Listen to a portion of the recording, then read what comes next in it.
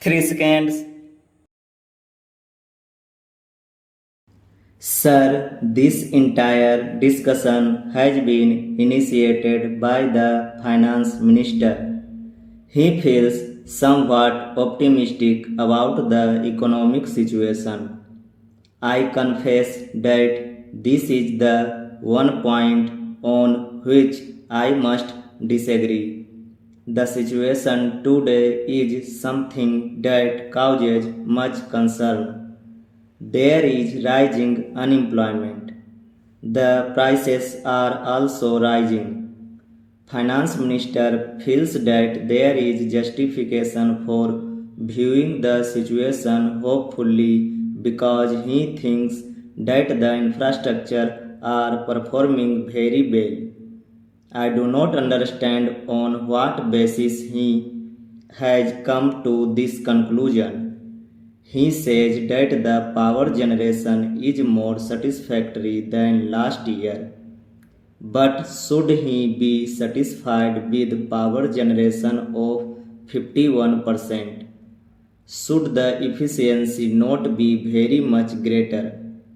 There is no reason why the power stations should not be operating more efficiently, and unless you insist upon it, you cannot obtain a requisite degree of improvement in efficiency. But in any case, to be complacent and say that the infrastructure is performing well is very strange. Similarly, in the case of coal, you put enormous sums of money in an industry which is also the next basic industry. The results are unsatisfactory. The production remains as unsatisfactory as ever while the costs are increasing. When he says the price situation is under control, I do not know on what basis the price situation is said to be under control. I am sorry that he places too much reliance upon statistics. The interpretation of statistics is important and they are capable of being manipulated in any manner as one would like in order to produce conclusion that one desires. Statistics are undoubtedly necessary. They have to be collected, but we have to judge them, we have to interpret them very carefully. I would say then, when the finance minister forms the conclusion in regard to price situation, he should ask the housewives and see what they have to think about the price situation. Inflation is really increasing, rising very seriously. Every household is deeply disturbed. In such a position, to say that the price situation is under control is scarcely right. What is still more unfortunate is the fact that so many decisions are being taken which must lead to further increase in prices. The railway's freight rates have been increased within a year, and I do not know whether it is part of the next budget exercise that is being carried on.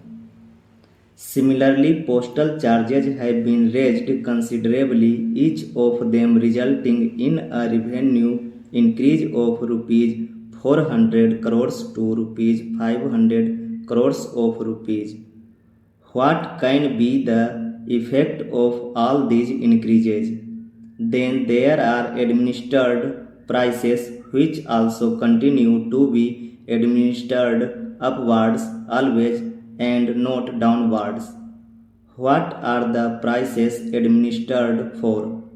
In order to see that the public sector enterprises produce revenues and increase budgetary revenues, it is quite clear that every step that is being taken like this must result in increase in prices. Further, Mr. Finance Minister says that tax revenues continue to display buoyancy. This is the one statement in regard to which I can have no difference of opinion. It is showing buoyancy. But there again, I would like to warn the finance minister that the buoyancy is not going to continue at the same rate and in the same manner that it has been in the past. At least if it does so, I shall be very happy. But the chances of its being happening are small. He says the foreign exchange reserves are at comfortable level. I am very glad he thinks so. He may even say that they are comfortable. If they are at comfortable level, then there is certainly going to be greater drain upon it because steps being taken to stimulate exports further and so on and so forth. But I think the balance of payments position is precarious and as he himself admits is one of the issues which causes him concern and quite rightly so. I would like to draw his attention to the fact that the imports have been liberalized and over liberalized at a stage when rupee is for all practical purposes devalued. Imports therefore must cost very much more and increase the chain on limited foreign exchange reserves. Liberalization of imports is necessary but only in highly selective areas. That was not done.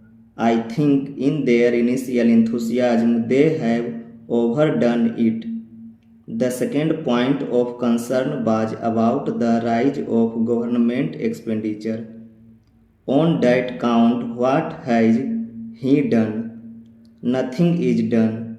On the other hand, governmental expenditure has gone up and will go up now further because of the pay commission's recommendations, which government has already implemented.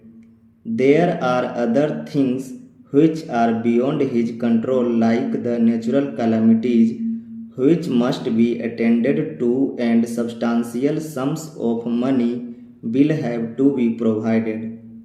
I hope that the finance minister realizes that for the next year he has provided certain amount in his anticipatory budget about rupees 500 crores.